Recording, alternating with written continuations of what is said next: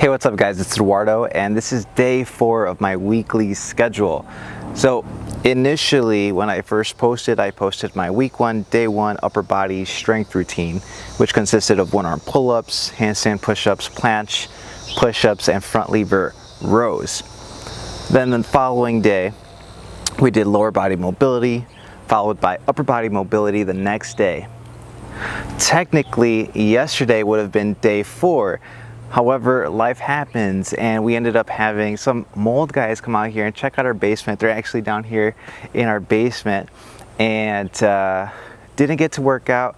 Afterwards, we were just cleaning up, doing some research and trying to find out our best solutions for this. And the reason I'm telling you guys this is because life happens and it's okay to miss a workout. I think we get really focused on these strict routines and then we kind of just don't know what to do. And this is why optional days are extremely helpful. And I'll show you guys what that looks like later on in the week. But today is a lower body strength exercise, or lower body strength routine.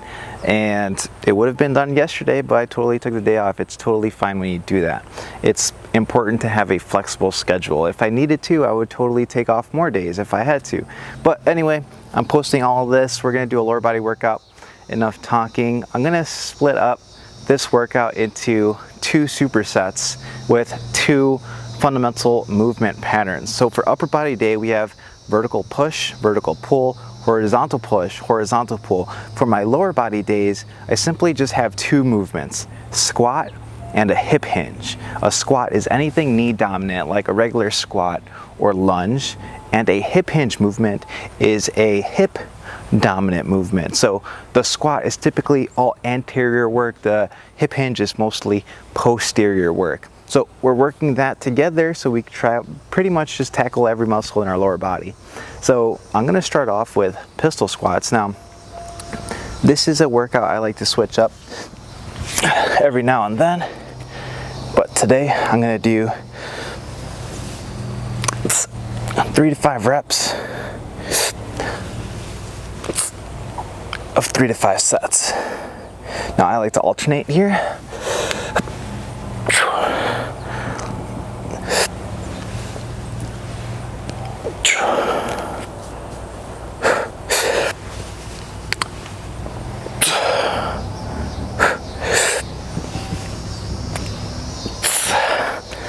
All right, so I didn't warm up, I just kind of jumped right into it. I've trained my body not to warm up, and this is actually 50% of my ability level. It's difficult to do about 3 to 5 reps, as you can tell. This is from talking too, but I'm a little out of breath from talking and working out. The important part here with my lower body days is feeling tension and actually just staying consistent. I'm not trying to get extremely hardcore with just a 24 kilogram kettlebell. Okay, this is the best tool to be versatile, so I can take it outside, inside, travel to someone else's house, to the park, wherever I want to go. This is the best bang for your buck. However, I like to work out in my garage for lower body days and do barbell work as well. I think legs thrive on variety because we have so many different varieties for lower body work. And unless you're trying to get something specific like a 48 kilogram pistol squat, you don't need to do that specific work. All right, so up next is the single leg deadlift. So slightly different muscles, still lower body, but it gives my anterior work a little break while I do posterior work. I'll show you guys a side view here so you can see. In the pistol squat, my knee comes all the way forward. In the single leg deadlift, my knee doesn't move all that much, meaning my hip does all the work. Now, another reason why I'm going super light is because I previously did a popular legs program, but the volume was incredibly high. So while I didn't use weight, there was a lot of reps, way more than I'm used to. And silly me, I didn't modify that. because hey, it's body weight. I could handle it. I can do a 48 kilogram pistol squat for 1 rep. So I could do 25 reps of something as simple as stepping like this and split squats. Well, everything had about 25 reps, multiple sets, and it ended up swelling up my knee substantially. So this is my first workout back after my knee has recovered 100%. So I'm not going to work at an extremely difficult level. For some of you guys, I don't want this to come off weird, but for some of you guys, this will be heavy, and this will be an extremely hard workout if you do exactly what I'm doing here. But you have to make this individual to yourself and recognize that this, for me, is 50% of my ability level. So I'm not jumping into it. Although the numbers might seem intimidating, for me, I've been doing this for multiple years. So keep that in mind, please. Because the last thing you want to do is try to do something too difficult and then risk injury. So this is the thing about lower body, is that it gets your heart rate up and don't need a lot of weight to work on cardio. So this is the first superset, just these two. And we're going back and forth here. I like to do 3 to 5 reps, 3 to 5 sets. And this time, to make it a little harder, I'm doing all the same leg. Trying to get as deep as possible. A slight pause. Oh yeah.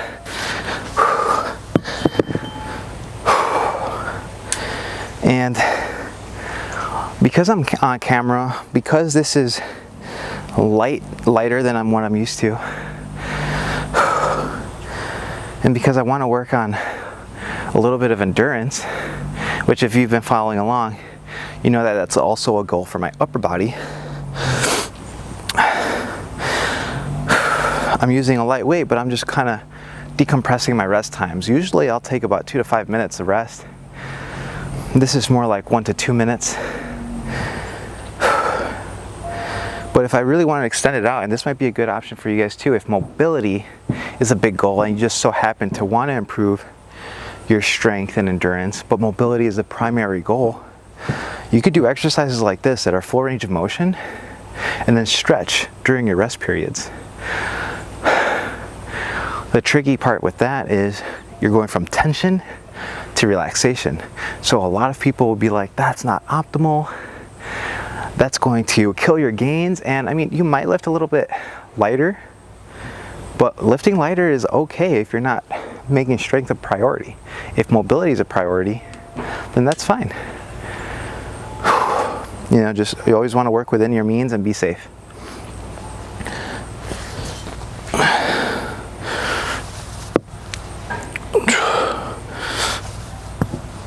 Now, if I wanted to make this a bit harder, I can get a little bit more range of motion here from the sidewalk.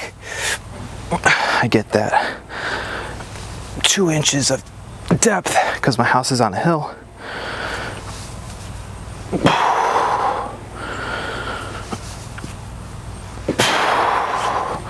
Since I did 1 or 2 on the sidewalk, I'm going to do the same thing here.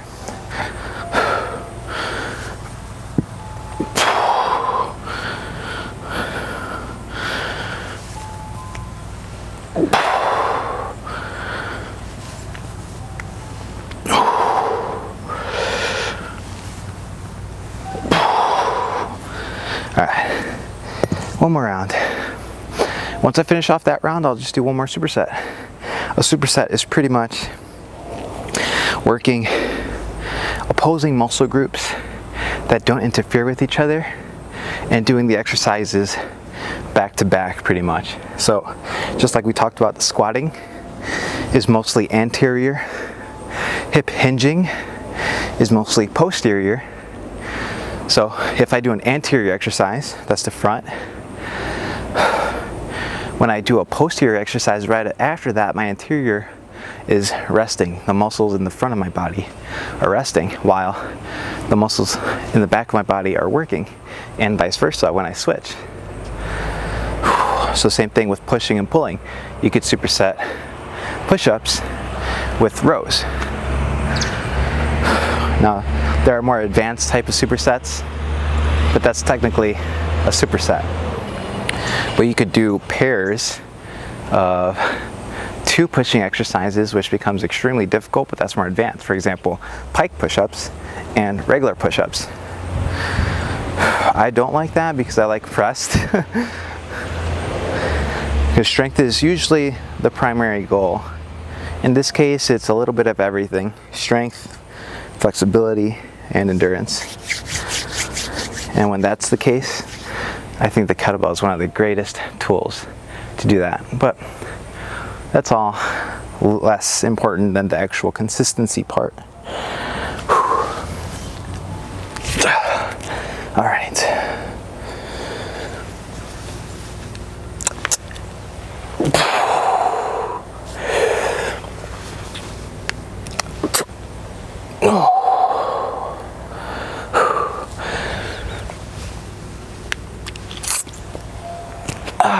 All right, so I extended the rest a little bit, or the pause a little bit more in the bottom.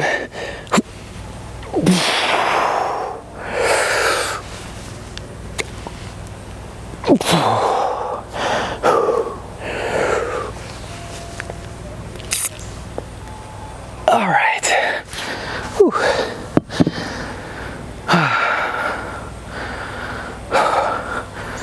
I'm also on baby duty, so if I have to cut this workout short, I'm fine with that. My baby is obviously more important than working out.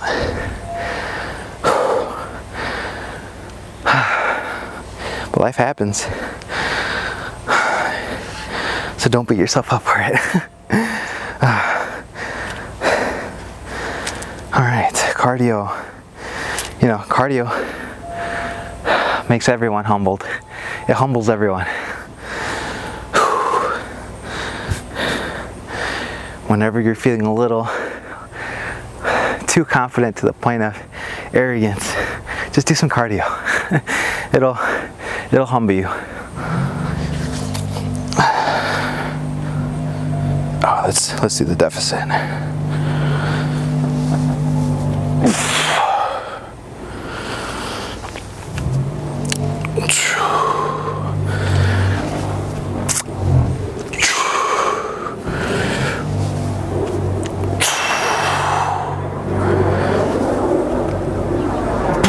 So if you're doing something like this with me or just watching, it doesn't have to be these 2 specific exercises, although for your lower body day, I would recommend having these 2 movements, squatting and hip hinging. But it doesn't have to be this specific single leg deadlift. It doesn't have to be the pistol squat. For one, you work at your ability level. So if you can't pistol squat, you could do an easier variation. But also, there are tons of variations for those 2 movements. Of hip hinge just means you're bending at the hips. So that could be anything from like a good morning, a deadlift, a glute bridge, versions of the hamstring curl, kettlebell swings, which I'll actually do in the next superset, Olympic lifting, you know, so many different things that you can do, even variations of the Nordic curl. And it doesn't have to be specific hip bending. It could be posterior work like the traditional Nordic curl, which is more hamstring isolation. But if you want to do that, that works too. Clearly I can't do that here outside, so I'm not going to. But the next superset is a mix of body weight and weight. I'm going to do step ups here on the stairs, and the way I do my step ups is as much deep range of motion as possible. So it sort of looks like a shrimp squat. But the goal here that I'm trying to do is when I'm at the bottom here, oh, I hope you guys can see me. my chest is tall and I'm pretending like there's a rock wall in front of me, because this is a movement I actually ended up replicating for when I was rock climbing. This is a very similar position. And when there's a wall or mountain right in front of you and you need to get to the next rock, you need to keep your chest as tall as possible. This also keeps the movement more knee dominant. And then just switch legs. Versus if I lean forward, then it becomes very hip dominant. So keep your chest nice and tall if you're gonna do these. Use your leg as little as possible. Same thing, 3 to 5 reps, 3 to 5 sets. Now I could also do it on the lower stair, which I'll do just in case you can't see me on that taller stair. I'm here. The benefit of going lower is that it makes it easier in regards to the actual step up, but it makes it harder in regards to mobility. And since that's the goal, I'm totally fine with that. Ooh. Now I do lean my chest a little bit forward. That's fine. Over time, I'll try to keep it more upright. So this looks exactly like the ATG split squat, but you're stepping your back foot up.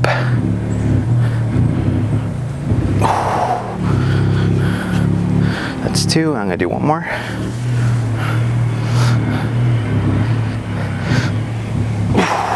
So why do I say 3 to 5 reps of 3 to 5 sets if I'm only doing 3 sets at 3? Well, that's what I'm feeling good with right now. My legs are feeling good. I'm getting a nice stretch in all these movements. Let me make sure this is still on. All right, it's pinching a little bit, so I want to make sure it's still on. Now, kettlebell swings, I am going to do 5. Same thing like with the single leg deadlift. I did 5. Because these are a bit easier than the squatting variations.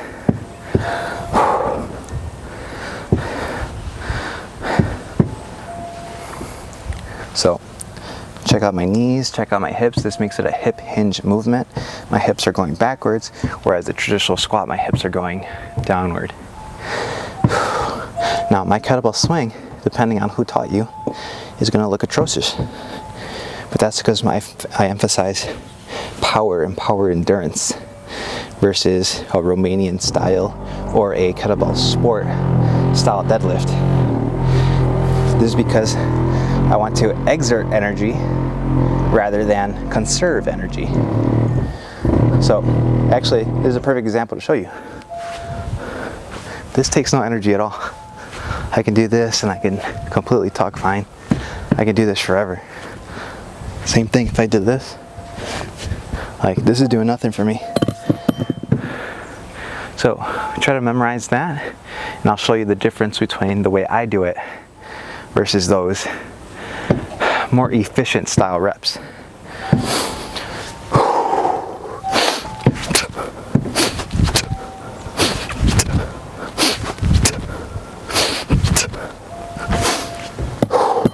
So notice my knees go over just a little bit more, and that's fine. But notice how much more power I get. My knees lock off like I'm gonna jump off the ground, because that's what I'm replicating here, a broad jump. But because there's weight, it's more like a weighted broad jump.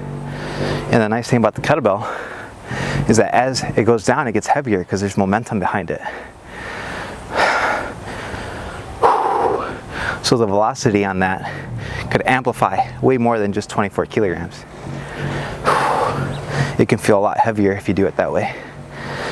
All right, 2 more rounds to go. Oh, whew. All right, that was like a little cramp to my quad. Because this is deep, guys.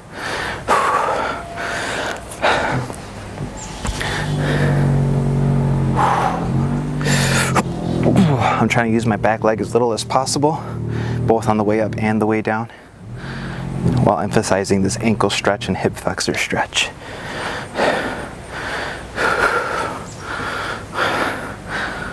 I I try to keep these workouts to a 30-minute max, but sometimes it goes over. I'm not too worried about it as long as I could get inside before my baby wakes up.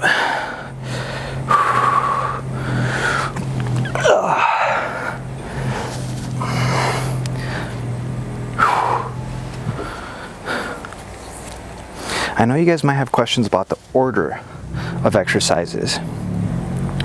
And in regards to the order, it's important to understand that you can get hurt during exercise. So I always put the most dangerous stuff first. Always.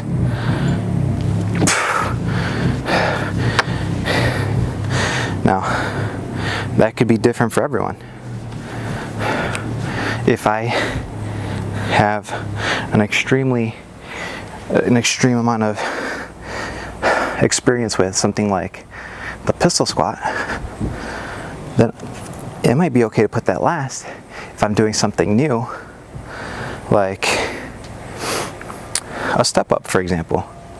However, the step up is relatively easy, so it's coming after, because you want to be as fresh as possible when you are, you want to be as safe as possible when you're as fresh as possible. I'm twisting that up. You want to be fresh when you're doing things dangerous, because if you're fatigued and you're doing things dangerous, you're more likely to get injured.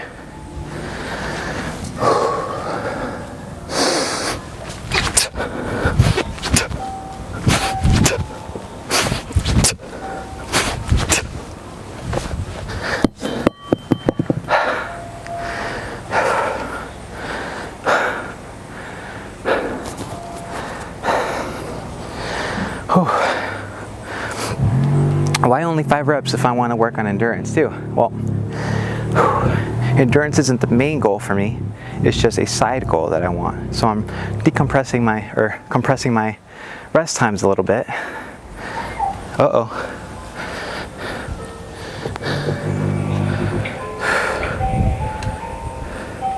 right, well, that's kind of perfect timing. Let me just finish my set here real quick.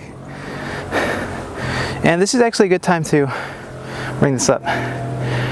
If you want to switch it up into your workout and do something else, modify it, that's totally fine. This is a shrimp squat, a squatting variation. Crank out a quick 3 reps, move on to something else. You can make it easier, or as a finisher, you can make it something harder.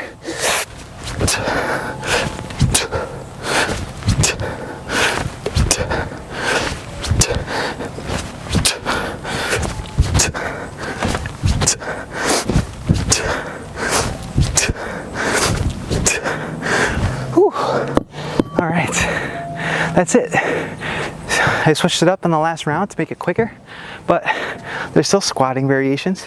Shrimp squat is still a squat. One-handed swing is still a hip hinge. So it's always good to modify that when you need to. All right, until next time. Geez, I'm out of breath.